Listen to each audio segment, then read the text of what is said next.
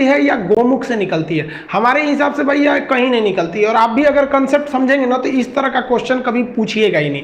और एक और फंस जाता है, सबसे ऊंचा बांध टिहरी बांध है या फिर भाखड़ा नांगल है। दोनों अपने अपने जगह पे सही है, दोनों की कैटेगरी है। समझते हैं, देखिए उत्तराखंड जो है ये उत्तर प्रदेश से टूट के सन 2000 में अलग हुआ था। उत्तराखंड को बेसिकली दो भागों में बांट सकते हैं। इसका पूर्वी भाग थोड़ा सा छोटा है जिसे कुमायूं कहते हैं, और इस साइड का भाग थोड़ा बड़ा है, गढ़वाल कहते हैं। गढ़वाल जो एरिया है यहाँ बहुत से बड़े बड़े हिमानी का मतलब होता है ग्लेशियर, जहां पे बर्फ के पहाड़ होते हैं उसे ग्लेशियर कहते हैं। वहां से कई नदियों का उद्गम होता है। अब इन ग्लेशियर यानी पहाड़ों के ऊपर से बर्फ कहाँ जाता है, तो जैसे जैसे ऊंचाई बढ़ती है प्रत्येक 165 मीटर ऊंचा जाने पर 1 डिग्री टेम्परेचर में कमी आने लगती है। ये कमी क्यों आती है ये एक अलग टॉपिक है। बस इतना समझिए कि जब आप जमीन पे रहते हैं तो आपको कई जगह से उष्मा मिलती है। सीधे सूरज से मिलता है, इधर का दीवाल गर्म, इधर का दीवाल गर्म, हवाएं गर्म, नीचे का जमीन गर्म, तो कई ओर से हवा गर्मी आते रहता है, तो आपका टेम्परेचर ज्यादा रहता है। जैसे जैसे आप ऊपर जाते हैं तो जो नीचे की अगल बगल का वातावरण था वो तो छूट गया,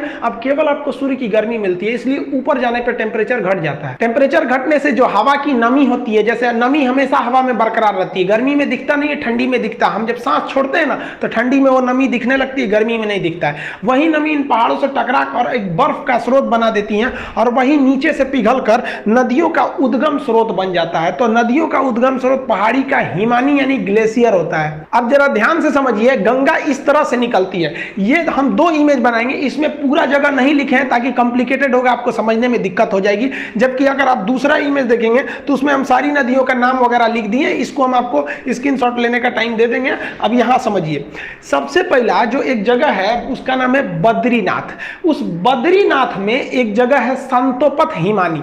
बद्रीनाथ के संतोपत हिमानी से एक नदी निकलती है जिसका नाम है धौली गंगा, विष्णु गंगा, और एक साइड से आती है धौली गंगा। तो धौली गंगा और विष्णु गंगा 2 नदियां हैं। ये 2 नदियां आपस में आके मिल जाती है विष्णु प्रयाग में। प्रयाग का मतलब होता है मिलन स्थल। तो विष्णु गंगा और धौली गंगा आके मिलती है विष्णु प्रयाग में, और यहां इनकी गहराइयां बराबर हो जाती हैं लगभग। जब 2 नदियों के मिलने के वक्त में गहराई बराबर हो जाए तो उन नदियों का नाम चेंज कर दिया जाता है। यदि एक की गहराई ज्यादा दूसरी की गहराई कम तो नदी गहरी वाली नदी के नाम से ही नदी आगे बढ़ेगी। तो यहाँ लगभग गहराई बराबर हो जाती है विष्णु प्रयाग में, तो नाम बदलकर इस रेड वाली नदी का नाम रख दिया जाता है अलकनंदा नदी। यहां से यहां तक ये रेड वाली नदी है अलकनंदा नदी। अब इसको ओवरव्यू में समझिए। अलकनंदा आगे बढ़ती है, आगे जाकर एक नदी आके मिलती है जिसका नाम है नंदाकिनी नदी। मंदाकिनी अलग है और नंदाकिनी अलग है। नंद लाला जो है नंदाकिनी नदी, नंदाकिनी नदी आके मिलती है तो वो नंदाकिनी नदी कम गहरी है, अलकनंदा ज्यादा है, तो नंदाकिनी यहीं समाप्त हो जाएगी भूगोल के हिसाब से।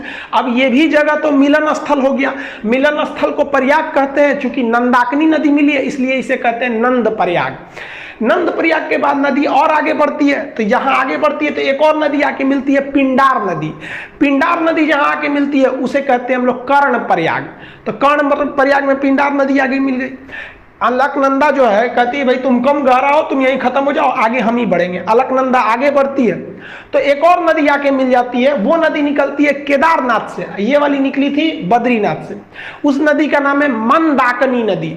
ये मंदाकिनी नदी आके इसे मिलती है, ये जाके मिल जाती है यहाँ पर। मंदाकिनी कम गहरी, ये ज्यादा गहरी, इसलिए मंदाकिनी यहाँ समाप्त। अब ये मिलन स्थल है, इसका भी नाम प्रयाग रहेगा तो इसका नाम हो जाता है रुद्र प्रयाग। रुद्रप्रयाग से नदी फिर आगे बढ़ती है, अभी भी अलकनंदा, इस रूट में बहुत गहरी है अलकनंदा। अब यहां से आती है उत्तरकाशी जिला से। उत्तरकाशी के पास एक जगह है गंगोत्री। अब गंगोत्री के पास एक एक्यूरेट पॉइंट की बात करेंगे तो वो है आपका गोमुख। वहां से एक नदी निकलती है जिसका नाम है भागीरथी नदी। ये भी बहुत बड़ी नदी है और उत्तराखंड के लोग मुख्य रूप से इसी को गंगा मानते हैं, ये वाले साइड को, ये उसकी सहायक समझते हैं। तो भागीरथी निकलती है, तो इस भागीरथी के बीच में एक नदी आके मिल जाती है भिलांगना। छोटी सी नदी कहती है भागीरथी चला यहीं पे खत्म हो जा। भिलांगना इसको लेके आगे बढ़ जाती है, और भागीरथी भिलांगना को लेके आगे बढ़ जाती है, और भागीरथी जाके इस अलकनंदा में मिलती है देवप्रयाग के जगह पे, और यहां पर दोनों की गहराई लगभग बराबर हो जाती है, तो इसका नाम हो जाता है गंगा। अब आप बताइए, गंगा तो इतनी नदियों से मिल के बना है, अब इसको याद करना बड़ा टफ है, तो उसको तरीका समझिए याद करने का। देखिए, विष्णु भगवान थे, इन्होंने अवतार लिया, तो कृष्ण भगवान का अवतार लिए थे ये। तो बचपन में कृष्ण भगवान का नाम क्या था? यशोदा का नंदलाला, नंदलाल। तो विष्णु भगवान क्या बने? नंदलाल बने। और ये जब बचपन में थे, आगे बढ़े, तो ये हमेशा इनके कान में बाली रहता था। आप देखेंगे कृष्ण भगवान कान में बाला पहनते थे, और गले में उसके बाद रुद्राक्ष की माला। तो लाइन से याद रखिएगा, विष्णु भगवान से याद रखेंगे विष्णु प्रयाग, नंदलाला से याद रखिएगा नंद प्रयाग, कान में बाली पहनते थे तो कर्ण प्रयाग, गले में रुद्राक्ष की माला रखते थे तो रुद्र प्रयाग। और जब इतना चीज कर देते थे तो कृष्ण भगवान का जो रूप हो जाता था वो एक देव की रूप हो जाता था, और उनकी वाणी देव की वाणी हो जाती थी। अकेले महाभारत निपटा दिए फाइल अकेले, इन्हीं की तो मतलब उपदेशों को गीता में रखा गया है। तो लास्ट में वो किसका रूप ले लिए? देव का रूप ले लिए। यही 5 प्रयाग है जिसे हम पंच प्रयाग कहते हैं, जो हिंदू धर्म के हिसाब से ये पंच प्रयाग घूमना बहुत ही शुभ माना जाता है। उसे अपने जीवन में ये पंच प्रयाग घूमना चाहिए। तो कौन प्रयाग हो गया आपका? विष्णु भगवान से याद रखिएगा विष्णु प्रयाग, नंद प्रयाग, कर्ण प्रयाग, गले में रुद्राक्ष की माला तो रुद्र प्रयाग, और सकल हो गया इनका किस तरह से देव की भांति इनकी रूप हो गई तो देव प्रयाग। यानी 5 प्रयाग को मिला देते हैं पंच प्रयाग। तो सीक्वेंस आपको याद हो गया। अब पिछले स्लाइड पे चलते हैं। यहां देखिए, ये वाला प्रयाग कौन सा होगा? विष्णु प्रयाग। विष्णु भगवान नंदलाला के रूप में जन्म लेंगे तो नंद प्रयाग, कान में पहनेंगे तो कर्ण प्रयाग, गले में रुद्राक्ष की माला तो रुद्र प्रयाग, और सकल हो जाएगा देव के भांति तो देव प्रयाग। ये नदियां हो गई। अब आप बताइए, देव प्रयाग के आगे गंगा बनती है। तो बीपीएससी में क्वेश्चन पूछा था कि ये भागीरथी तथा अलकनंदा का संगम कहां होता है? तो वो होता है आपका देव प्रयाग में। समझ में आ गया? अब इसको एक बार दोबारा समझते हैं। संतोपत है, हिमानी है बहुत बड़ा, वहां से निकलती है धौली गंगा, विष्णु गंगा। कहां मिलेगी? विष्णु प्रयाग में। नदी का नाम हो जाएगा अलकनंदा। अगली नदी नंद प्रयाग, नदी का नाम रहेगा नंदाकनी, और जगह का नाम हो जाएगा नंद प्रयाग। इसे भी अलकनंदा लेके आगे बढ़ेगी, और अलकनंदा में आगे जाके मिलेगी पिंडार नदी। अब की जगह कौन हो जाएगा? कर्ण प्रयाग। अलकनंदा फिर आगे बढ़ेगी, मंदाकिनी को ले जाएगी अपने साथ, मंदाकिनी को ले आके मिलाएगी तो हो जाएगा रुद्र प्रयाग। गले में रुद्राक्ष की माला हो गई। अब कृष्ण भगवान के पास यही सब तो चीजें थी, अब देव का रूप ले लेंगे। यहाँ पे भागीरथी आएगी अपने साथ भिलांगना को मिलाते हुए, और मिल जाएगी देव प्रयाग में, और यहां से बन जाएगी गंगा। तो देखिए, गंगा तो भाई साहब निकलती ही नहीं है, गंगा नदी बनती है इतनी नदियों से मिलकर। तो अगर आप ग्रुप डी खलासी, चपरासी, गैंगमैन, सफाई कर्मी का एग्जाम देते हैं तो गंगा कहां से निकलती है? तो मान दीजिएगा भाई साहब उत्तरकाशी जिला के गंगोत्री के समीप गोमुख से। लेकिन अगर आप बड़े एग्जाम को देते हैं, कमीशन लेवल का, पीसीएस, यूपीएससी लेवल का, तो इतने छोटे लेवल का वो क्वेश्चन ही नहीं पूछेगा गंगा निकलती कहां से, क्योंकि उसको पता है कि भाई साहब गंगा निकलती नहीं है। गंगा एक बहुत बड़ा नदियों का एक पैटर्न है, ड्रेनेज पैटर्न है, जिसे समझना पड़ेगा। इसमें हम इन नदियों को लिख दिए हैं, यहाँ पे जो घेरे हुए हैं ये प्रयाग है, विष्णु प्रयाग, नंद प्रयाग, कर्ण प्रयाग, रुद्र प्रयाग, देव प्रयाग, और ये नदियों का नाम लिख दिया है। एप्लीकेशन में जब इसी को पढ़ाएंगे तो इसमें हम आपको याद, क्लास में जैसे याद करा देते थे उसको याद करा देंगे। अब यूट्यूब पे याद थोड़े कराएंगे बैठा के आपको, और इसका पीडीएफ और नक्शा में हम आपको इसको भरवाते थे। याद करिए, जब उत्तराखंड का नक्शा मतलब मैथ के क्लास में पढ़ाते थे तो ये तो पूरा चीज आपको बता देते थे। अब इसमें 2-3 चीजें अलग से आप जान लीजिए। भिलांगना नदी जैसे आके भागीरथी से मिलती है तो इसके संगम के समीप ही बनाया गया है टिहरी बांध।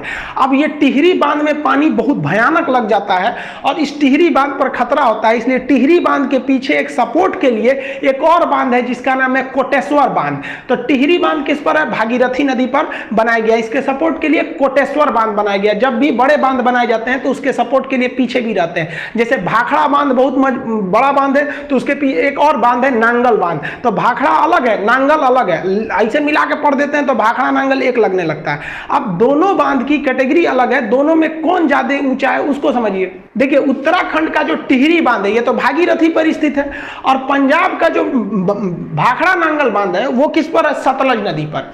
अब दोनों बांध की कैटेगरी अलग अलग है। ये बांध 260 मीटर है ऊंचा, कहीं कहीं आपको 255 देगा, तो 260 मीटर ऊंचा है, तो ये जेन्युइन है, ऊंचा है।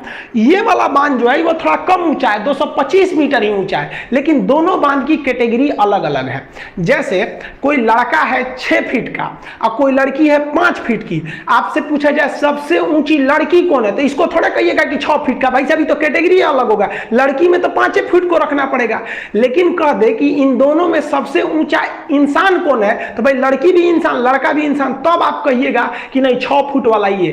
तो यही एग्जाम में पूछता है कि सबसे ऊंचा ग्रेविटी बांध कौन सा है। तो देखिए इस बांध की जो कैटेगरी है वो ग्रेविटी कैटेगरी का है और ये बांध की कैटेगरी अर्थ फिलर है। ये बांध जब पढ़ाएंगे ना तो उसमें हम आपको बता देंगे कि बांध कितने टाइप के होते हैं, आर्क बांध कौन सा होता है, ग्रेविटी कौन कौन से कई टाइप के बांध होते हैं। तो कैटेगरी के हिसाब से पूछता है ये कि सबसे ऊंचा गुरुत्व यानी ग्रेविटी बांध कौन सा है। तो भाई साहब ये 260 होने के बावजूद इसको आंसर नहीं देंगे क्योंकि इसकी कैटेगरी अलग है, ये तो उस कैटेगरी में है ही नहीं है जिस कैटेगरी का क्वेश्चन पूछ रहा है। तब आपका आंसर हो जाता है भाखड़ा नांगल बांध। लेकिन जब क्वेश्चन कहेगा कि भारत का सबसे ऊंचा बांध कौन है, तो भाई साहब आप अर्थ फिलर है तब भी बांध है, ग्रेविटी है तब भी बांध है, आर्क बांध है तब भी बांध है। तो अब आपके लिए कैटेगरी का बाउंडेशन खत्म कर दिया और ओवरऑल में अगर कहेगा सबसे ऊंचा बांध कौन सा है तब हो जाएगा आपका टिहरी बांध। लंबा में हीराकुंड अलग हो जाता है वो सब। तो ये समझ में आ गया आपको। देखिए उत्तराखंड के लोग गंगा को मुख्य रूप से भागीरथी को गंगा कहते हैं और बंगाल के लोग भी गंगा को गंगा न कह के भागीरथी कहते हैं। और शास्त्रों में भी देखिएगा ना तो कई जगह गंगा को भागीरथी बोला गया है। आप बाहुबली का गाना सुनिएगा, जब वो शिवलिंग लेकर गंगा झरना के नीचे रख देता है, वहां गाना बजता है कि भागीरथी देख तेरे पास खुद शिव जी चले आए रे। तो आप इसको देखे होंगे ना, शिव तांडव वगैरह भागीरथी बोला जाता है। तो ये भागीरथी को लोग गंगा समझने लगते हैं और उस हिसाब से छोटे एग्जाम में बोल देते हैं कि उत्तरकाशी जिला के गंगोत्री हिमालय के गोमुख से निकलती है। जबकि आप ये कॉन्सेप्ट समझ गए, पंच प्रयाग यानी पांचों प्रयाग में कौन कौन सा सीक्वेंस याद करने का आपको हल्का सा यहां बता दिए। हालांकि एप्लीकेशन पे तो जब तक आप लोग क्लास के स्टूडेंट होंगे तो आपको पता होगा, ये सब तो पूरा याद ही करा देते थे। कैसे याद रखेंगे प्रयाग का जगह, तो ऊपर सबसे पहले होगा आपका विष्णु प्रयाग, विष्णु प्रयाग के बाद नंद प्रयाग, कर्ण प्रयाग, रुद्र प्रयाग और कृष्ण भगवान का रूप देव की तरह हो जाएगा तो देव प्रयाग। गंगा कहां बन गई, देव प्रयाग में बन गई। गंगा नदी जो पहाड़ी एरिया से निकलती है, तो यहां वाले एरिया में ना जो गंगा नदी, यहां मानव बस्तियां बहुत कम है, क्योंकि पहाड़ी एरिया है तो प्रदूषण बहुत कम है। और इस गंगा में ना एक बैक्टीरियोफेज पाया जाता है। बैक्टीरियोफेज एक ऐसा चीज होता है जो हानिकारक जीवाणुओं और विषाणुओं को मार के खा जाता है, इसलिए गंगा जी के पानी में कीटाणु वगैरह नहीं लगते हैं, वो बैक्टीरियोफेज की वजह से। आईबी का एग्जाम दिए होंगे तो पूछा होगा किसके वजह से गंगा जल में कीड़े मकोड़े नहीं लगते हैं, तो बैक्टीरियोफेज ऑप्शन सी पर था। तो ये ध्यान से रखिएगा आप लोग। और आजकल देखिए हम लोग की भी कुछ गलती है, गंगा नदी में जो क्षमता है उसको पुनर्निर्माण करने की, उसमें तो हम लोगों ने अत्याचार कर दिया। कानपुर से जब गंगा निकलती है एकदम गंदगी मचा देते हैं, तो हम लोग गंगा को कुछ ज्यादा गंदा कर दिया। वो तो लॉकडाउन हो गया तो जो हम लोग सोच रहे थे गंगा साफ करेंगे अपने से साफ हो गया। अभी थोड़ा सा ढील हुआ ना लॉकडाउन में, फिर गंदा करके हम लोग रख दिए। तो प्रकृति से हम लोग भी खिलवाड़ करते हैं तो प्रकृति हम लोग के साथ भी कर देती है कोरोना वगैरह देके। तो ये आप समझ में आ गया आप लोग को। इसका पीडीएफ वगैरह एप्लीकेशन जो पढ़ेंगे आप लोग, तो एप्लीकेशन पे इसका पीडीएफ और इसका जो टेस्ट हो गए अब तक कितने क्वेश्चन इससे रिलेटेड दिए गए उसमें दे देंगे। और न्यू रिक्रूटमेंट भी आ गया, आप देख रहे हैं। आप लोग को अब अच्छे से पढ़ना पड़ेगा, ये नहीं कि ऐसे छोटा मोटा पढ़ लेंगे तो रिजल्ट हो जाएगा। आई होप आप इसको समझ गए होंगे। मिलेंगे नेक्स्ट वीडियो में, तब तक के लिए जय हिंद।